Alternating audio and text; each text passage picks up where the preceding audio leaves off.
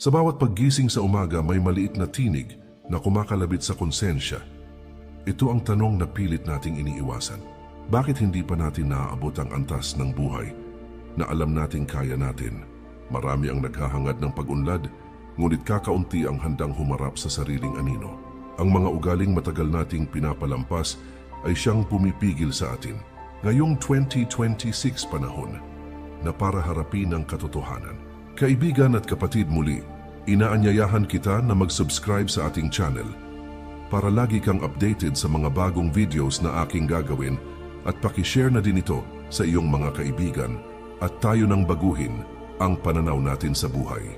May sabi si Marcus Aurelius na ang tunay na lakas ay nagmumula sa kakayahang disiplinahin ang sarili.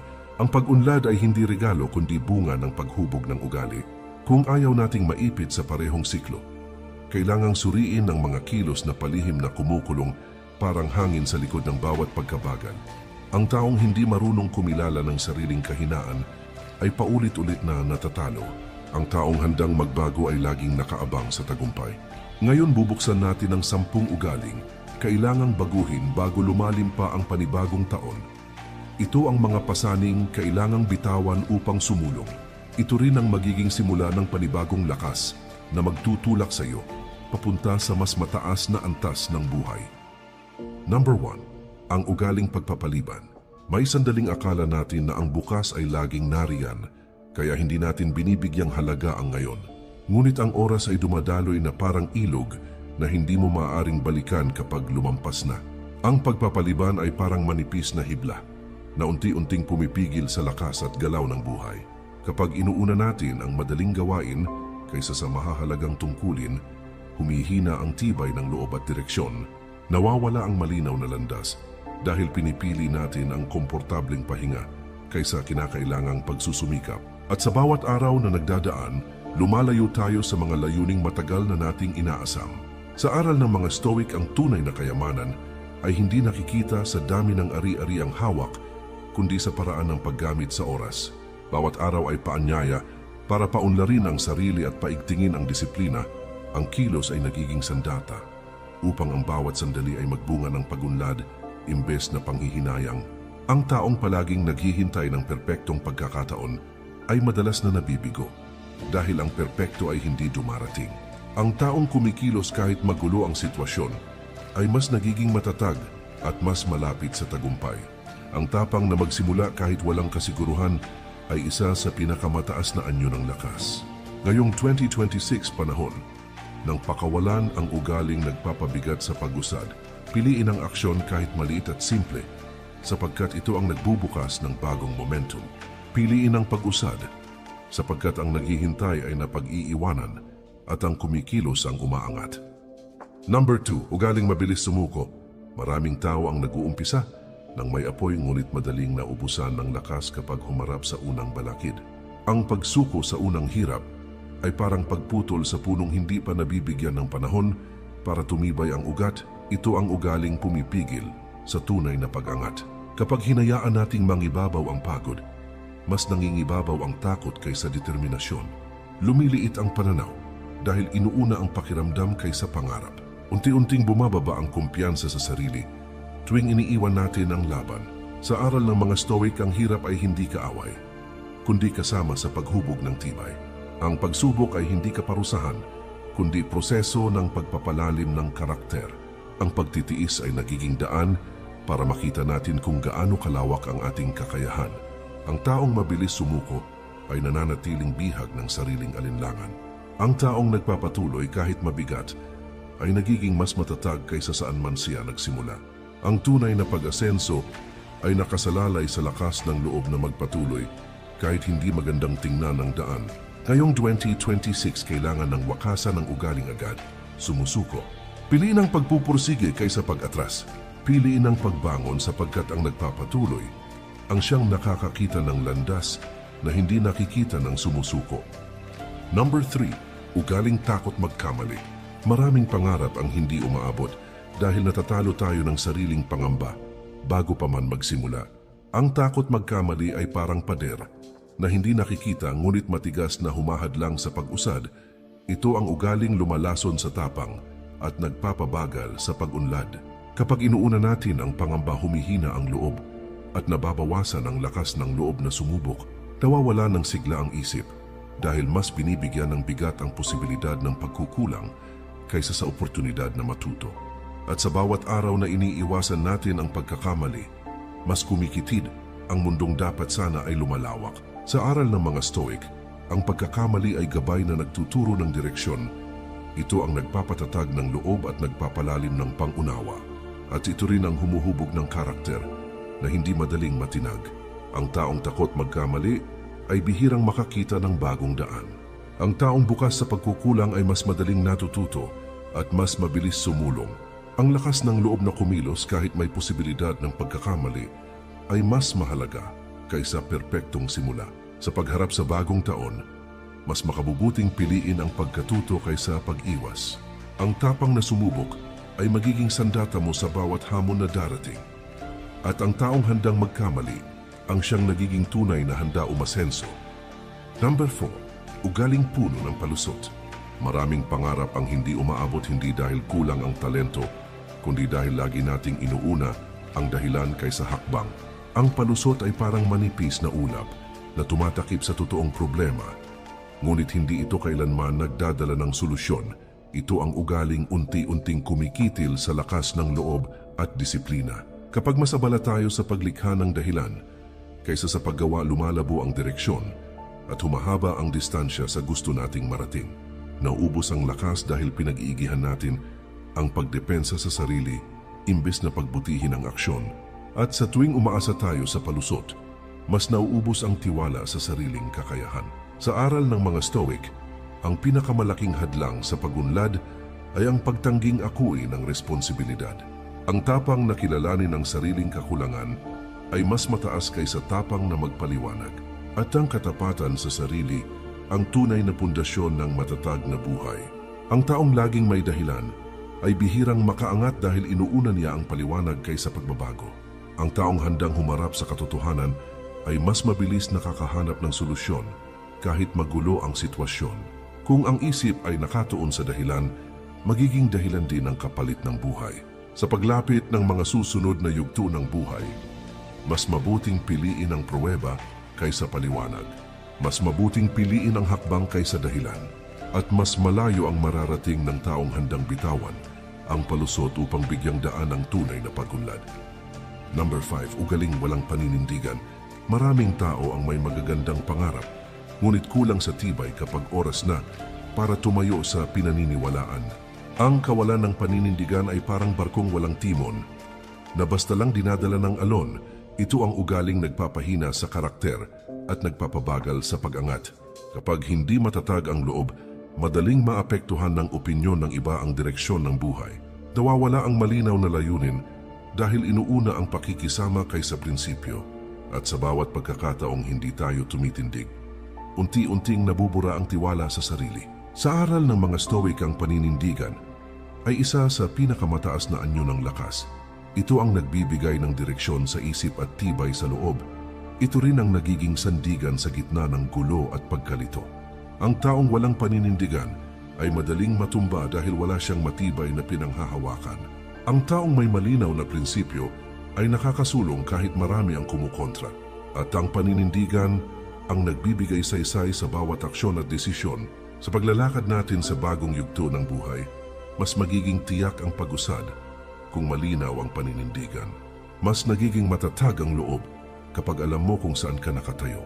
At ang taong may prinsipyong pinanghahawakan ay siyang higit na nakakaabot sa mataas na antas ng tagumpay. Number 6. Ugaling inaatake ng galit sa maliit na bagay. Maraming araw ang nasisira hindi dahil sa malalaking problema, kundi dahil sa maliliit na bagay na pinapalaki ng emosyon. Ang galit na hindi nakokontrol ay parang apoy na lumalaki mula sa isang maliit na baga. Ito ang ugaling sumisira sa kapayapaan at malinaw na pag-iisip. Kapag hinayaan nating mangibabaw ang galit, lumiliit ang kapasidad nating makapagdesisyon ng tama. Nababalot ang isip ng pangungutya at inis imbes na dahilan at pag-unawa. At sa bawat pagputok ng emosyon, mas lumalayo tayo sa taong nais nating maging. Sa aral ng mga Stoic, ang galit ay isang uri ng pagkatalo sa sarili. Ang tunay na lakas ay nakikita sa kakayahang maging kalmado sa gitna ng panggigigil, at ang pagkontrol sa emosyon ay mas mataas na tagumpay kaysa pagwawagi sa argumento. Ang taong madaling magalit ay madaling madala ng sitwasyon. Ang taong marunong huminga at magbitiw ng bigat ay mas malinaw mag-isip at mas mabilis makaangat. At ang kapayapaan ng loob ay nagiging sandata laban sa anumang kaguluhan sa paligid. Sa mga susunod na hakbang ng buhay, mas magiging magaan ang paglalakbay kung matutong pakalmahin ang diwa bago kumilos. Mas nagiging matatag ang landas kapag hindi tayo alipin ng init ng ulo. At ang taong marunong tumahimik bago sumabog ay siyang nagwawagi sa mas malalim na laban. Number 7. Ugaling laging naghahanap ng mabilis na resulta. Maraming tao ang nadi-discourage hindi dahil mahirap ang pangarap kundi dahil gusto nila ng tagumpay bago pa man sila tumibay. Ang paghahangad ng agarang bunga ay parang pagtatanim ng binhi at paggalit kapag hindi pa tumutubo kinabukasan. Ito ang ugaling nagpapahinto sa pag-unlad bago pa man ito magsimula. Kapag inuuna natin ang bilis, nawawala ang pagtuon sa kalidad ng ginagawa. Nabubuo ang paniniwalang sapat na ang mabilisan na pagsisikap para sa malaking tagumpay. At kada araw na hindi agad dumarating ang resulta, lumalakas ang pagdududa sa sarili. Sa aral ng mga Stoic, ang tunay na lakas ay nahihinog sa proseso, hindi sa pagmamadali. Ang disiplina at pasensya, ang dalawang haligi ng pag-unlad na hindi maaaring palitan.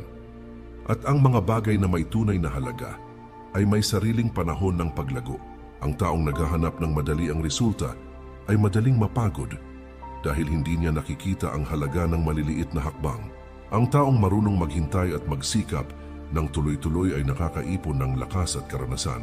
At ang mabagal ngunit matatag na pag-usad ay laging mas mabunga kaysa mabilis ngunit hungkag na aksyon. Sa mga darating na buwan magiging mas makabuluhan ang buhay. Kung bibigyang halaga ang proseso ng paghubog, mas nagiging matibay ang pundasyon kapag hinahayaan mong lumago ang sarili sa tamang bilis.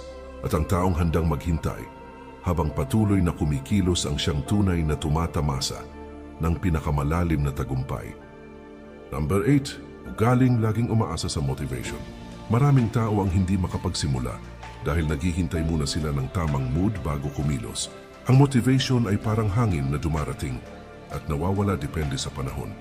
Ito ang ugaling hindi makapagbigay ng matatag na pag-unlad.